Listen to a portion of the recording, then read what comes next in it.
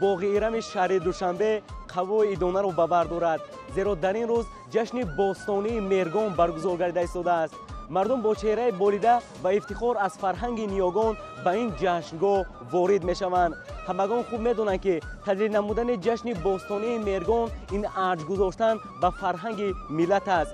бинандагони азиз, мо шуморо ба тамошои ин чорабинии фарҳангӣ ки дар сатҳи баланд баргузор гардида истодааст даъват менамоем.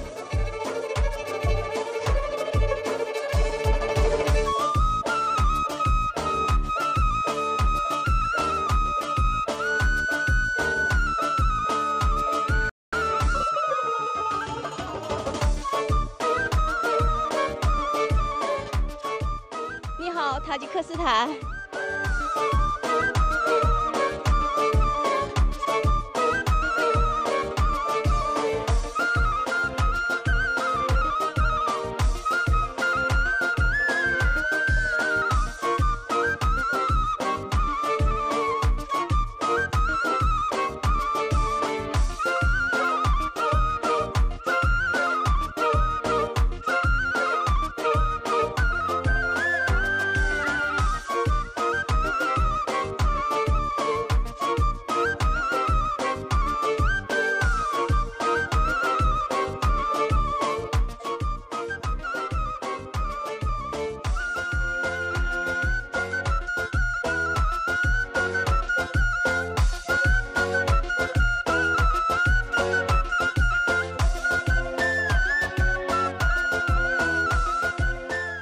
барои бо шукӯҳ таҷлил намудани ҷашни бостонии Меҳргон кишоварзон, ҳунармандон, рассомон, варзишгарон, кадбонуҳову ошпазҳо, тароҳон ва сарояндагону ҳунармандон аз дигар сохторҳо сам гузошта истоданд. ҷараёни баргузории ин иди аҷдодиро ҳайати гурӯҳи эҷодии фарҳанги фароғатии телевизиони Тоҷикистон инъикос менамояд.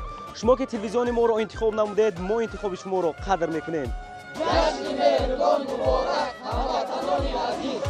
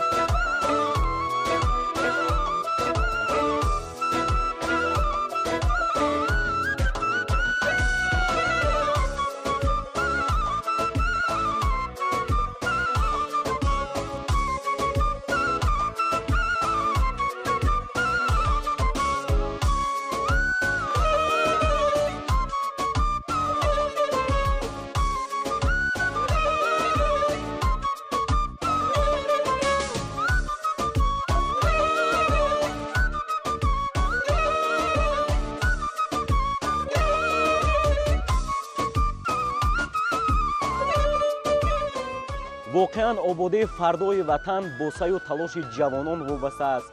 дар олам муаррифӣ намудани фарҳанги боло, баландбардоштани парчами миллӣ ва садо додани суруди миллӣ аз ҷониби ҷавонон ин гувоҳи хештаншиносист. ҷавони тоҷикро имрӯз фирефтан нашояд, зеро ҷавони тоҷик имрӯз созанда, бунёдкор ба ояндаи давлату миллат аст.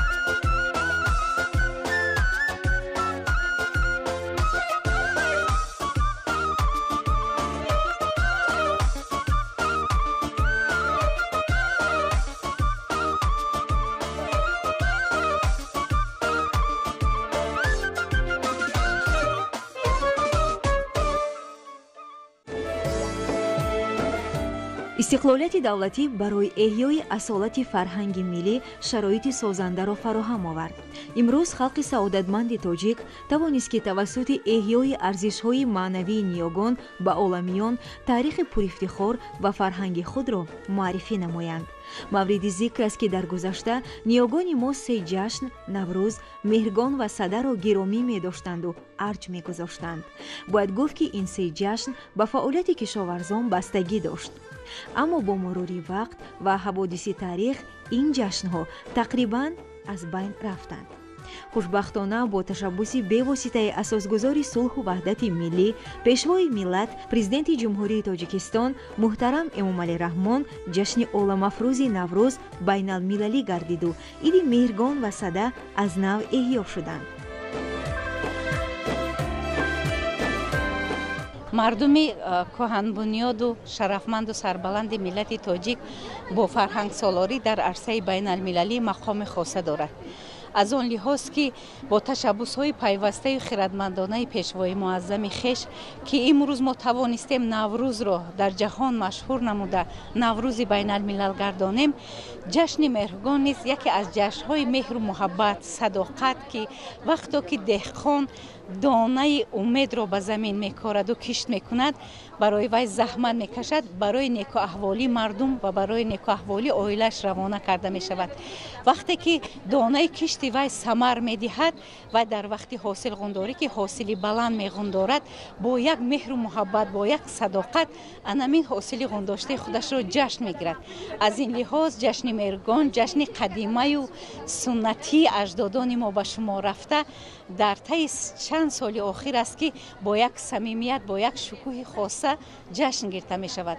вале имрӯза ҷашни меҳргон ки дар муассисаи давлатии боғи ирам ҷашн гирифта шудааст, куллан аз ҷашнҳои солҳои пешин фарқ мекунад, зеро ки тибқи дастуру супоришҳо ва ташаббусҳои пайвастаю наҷибонаи пешвои миллат имрӯз дар анамин боғи ирам ҷашни бошукӯҳ барои ҳосилот, яъне ҷашни ҳосилот, ҷашни ғундоштани меҳру муҳаббат ки деҳқон ва халқи меҳнаткаш донаи умедро ба замин киштааст, имрӯз ҳосили худро бардоштааст ки ҳосилоти мо, меҳнати мардуми меҳнаткашу сарбаланди миллати тоҷик имрӯз як ҳосили фаровон додааст ва ба рӯзҳои нек ба хотири умеди ана ҳамин шароиту имкониятҳои пешбурди зиндагии мардуми сарбаланди тоҷик равона карда шудааст.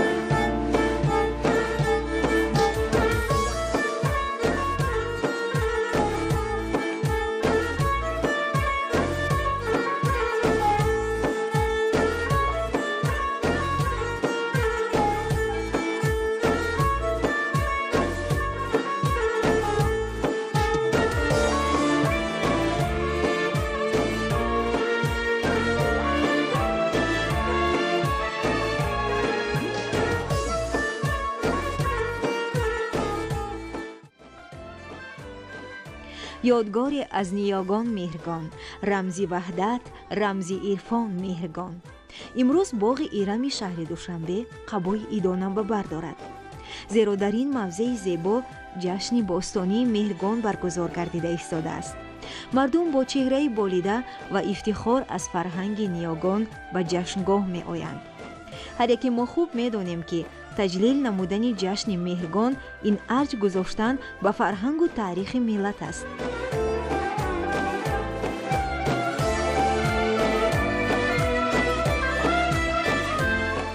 امروز باغ ایرانی پایتخت یک فضای ایدانه داشته.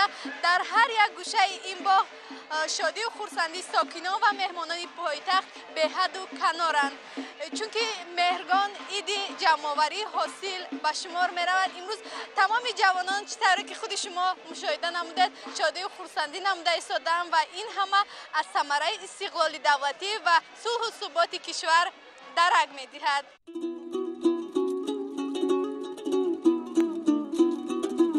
مهرگان این روز 16 مهر ماه یعنی تیر ماه است که از قدیم الایام نیاگان ما این روز را گرامی داشته جشن می گرفتند. جشن مهرگان این رمز پیروزی اهورامزدا می باشد. مهربانی کن به جشن مهرگان و روز مهر، مهربانی بهز جشن مهرگان و روز مهر.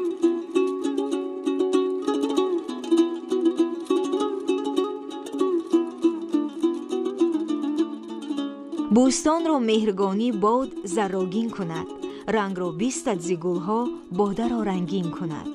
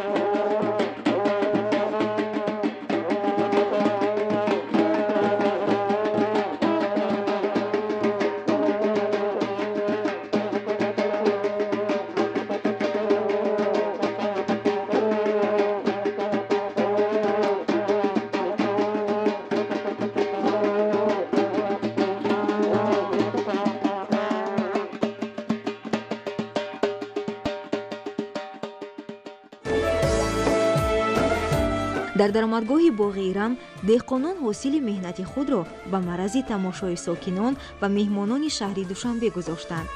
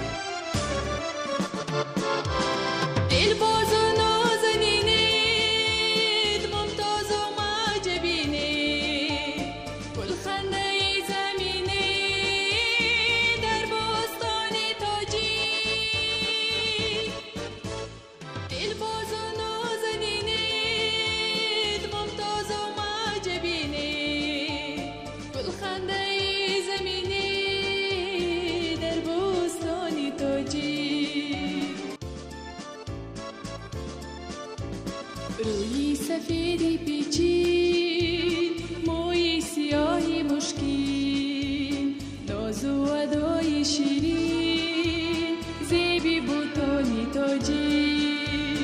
روی سفیدی پیچید، موی سیاهی مشکین، ناز و ادای شیرین، زیبی بوتانی تاجی.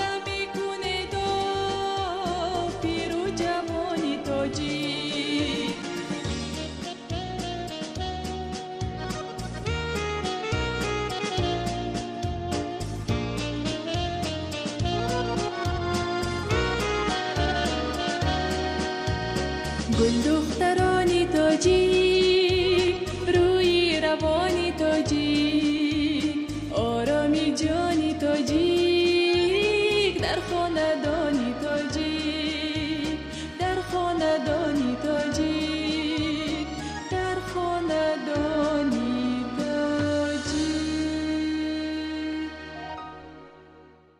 مهرگان جشنی فراوانی بود. فیض در این ماه ارزانی بود. مهرگانو فصل تیلارنگ تو، سنت و آیین و هم فرهنگ تو. یادگار از نیاگان مهرگان، جشن وحدت، جشن عرفان مهرگان.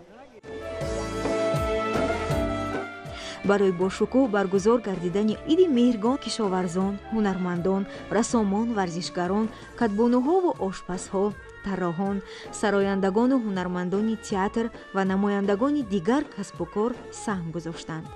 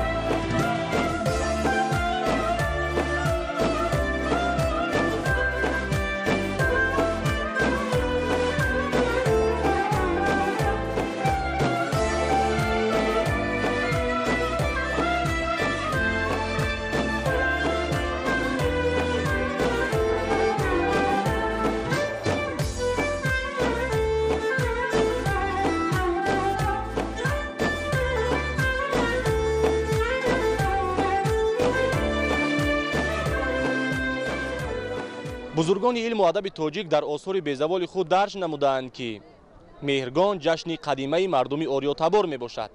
ابوریحان بیرونی در کتاب خود آثار الباقیه درج نموده است که مهرگان تاریخی بیش از 3000 ساله دارد و زمان صاحب استقلالی مملکت عنعنه‌های نیک مردم سربلند تاجیکستان دوباره احیا گردیده به جهانیان معرفی می گردد که این باعث سربلندی مردم تاجیک می باشد.